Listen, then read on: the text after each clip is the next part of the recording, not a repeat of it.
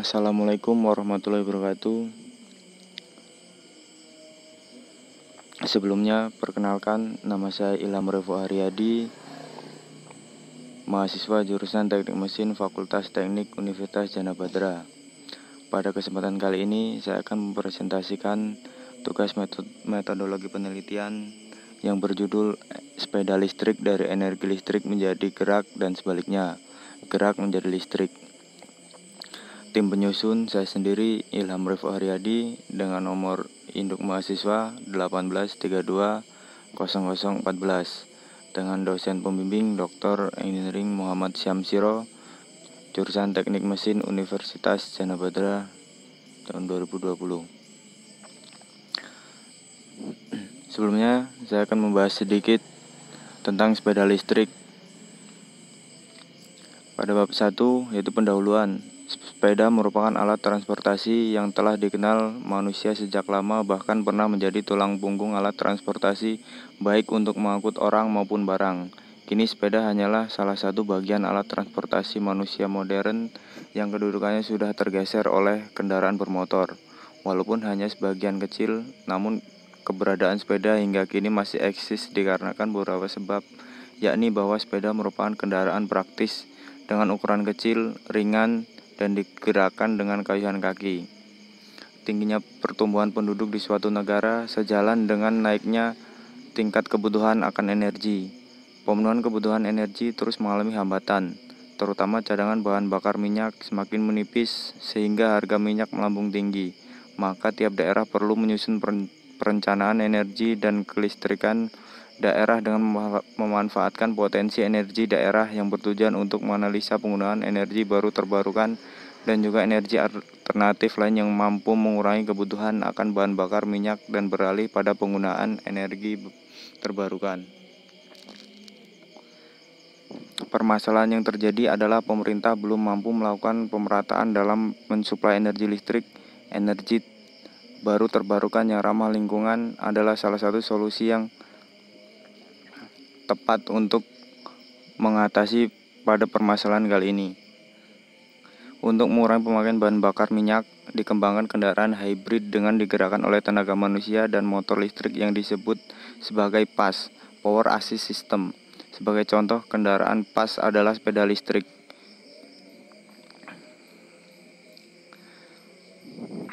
Sampai saat ini, upaya pengembangan kendaraan listrik sebagai antisipasi semakin menipisnya cadangan bahan bakar minyak telah banyak dilakukan.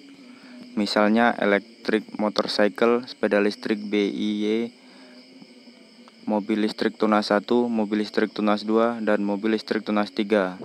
Masalahnya pada kendaraan listrik tersebut, khususnya mobil listrik, masih terdapat beberapa kelemahan, yaitu pengembangan teknologi tidak berkelanjutan.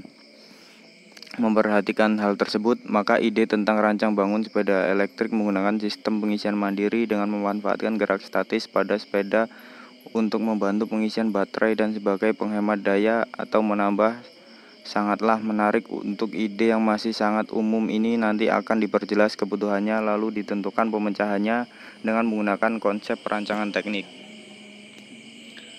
Bab 2. Tinjauan pustaka. Sepeda motor listrik adalah kendaraan tanpa bahan bakar minyak yang digerakkan oleh dinamo dan akumulator. Sepeda listrik adalah kendaraan tanpa bahan bakar minyak yang digerakkan oleh dinamo dan akumulator yang terbagi dalam dua jenis arus, yaitu DC maupun AC. Namun dalam penggunaan dan secara massal di Indonesia, motor listrik yang beredar berarus DC.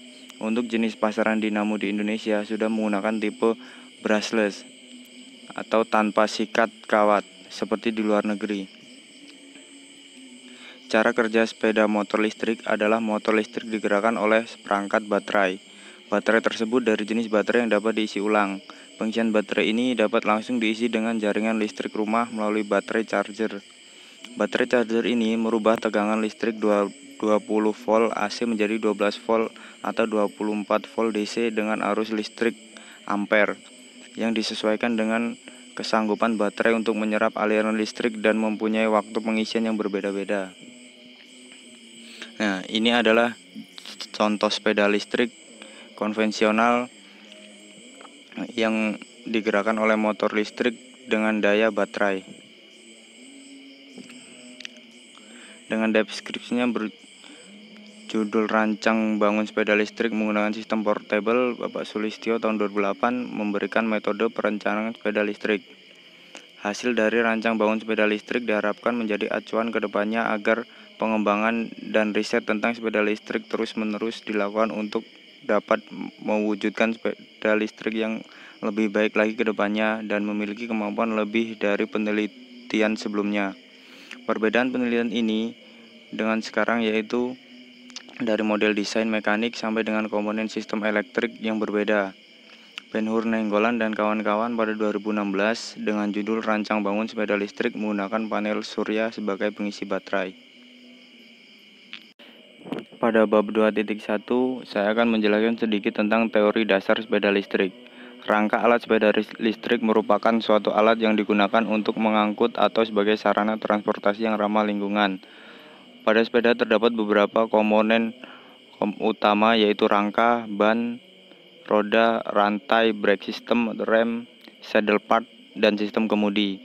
Baterai adalah suatu proses kimia listrik di mana pada saat pengisian listrik diubah menjadi kimia dan saat pengeluaran energi kimia diubah menjadi energi listrik. Motor listrik arus arah DC. Motor listrik merupakan perangkat elektromagnetis yang mengubah energi listrik menjadi energi mekanik. Motor DC memerlukan suplai tegangan yang searah pada kumparan medan untuk diubah menjadi energi mekanik. Kumparan medan pada motor DC disebut stator dan kumparan jangkar disebut rotor. Generator DC magnetik permanen. Generator DC merupakan sebuah perangkat motor listrik yang mengubah energi mekanis menjadi energi listrik. Generator DC menghasilkan arus DC, arus searah. Rangkaian rectifier atau dalam bahasa Indonesia disebut dengan penyearah gelombang adalah suatu bagian dari rangkaian satu daya atau power supply yang berfungsi sebagai pengubah sinyal AC alternating current menjadi sinyal DC direct current. Rangkaian rectifier atau penyearah gelombang ini pada umumnya menggunakan dioda sebagai komponen utamanya. Hal ini dikarenakan dioda memiliki karakteristik yang hanya melewatkan arus listrik ke satu arah dan menghambat arus listrik dari arah sebaliknya. Charger control. Charger control adalah rangkaian elektromagnetik yang mengatur proses pengisian aki atau rangkaian aki. Tegangan DC yang dihasilkan oleh generator pada umumnya bervariasi mulai dari 12 volt ke atas. Controller ini berfungsi sebagai alat pengatur tegangan aki agar tidak melampaui batas toleransi dayanya. Bab 2.2 yaitu tentang prinsip kerja generator. Prinsip kerja generator sinkron berdasarkan induksi elektromagnetik setelah rotor diputarkan oleh penggerak mula. Dengan demikian kutub-kutub yang ada pada rotor akan berputar. Berdasarkan hukum Faraday, apabila lilitan menghantar atau konduktor diputar memotong garis-garis yang magnet yang diam atau lilitan yang diam dipotong oleh garis-garis gaya magnet yang berputar, maka pada penghantar tersebut timbul EMF atau electromotive force atau GGL, gaya gerak listrik. Proses ini dikenal sebagai pembangkit energi listrik. Walaupun generator dan motor mempunyai banyak kesamaan, akan tetapi motor adalah alat yang mengubah energi listrik menjadi energi mekanik. Sumber energi mekanik bisa berupa resiprokat atau turbin mesin uap.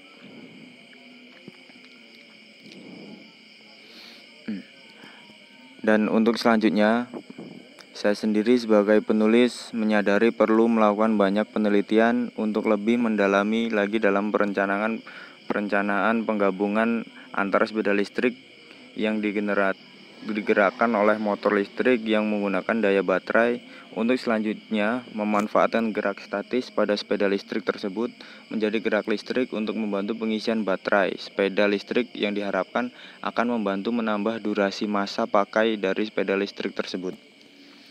Dan dalam hal ini, bimbingan dan penelitian yang lebih mendalam guna mewujudkan ide atau gagasan tersebut untuk menjadikan ide ataupun gagasan tersebut menjadi sebuah bentuk penelitian bermanfaat ke depannya.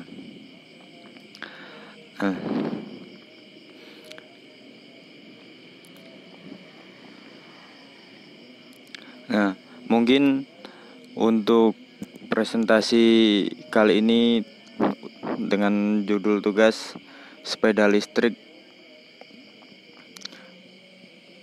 Cukup sampai sini,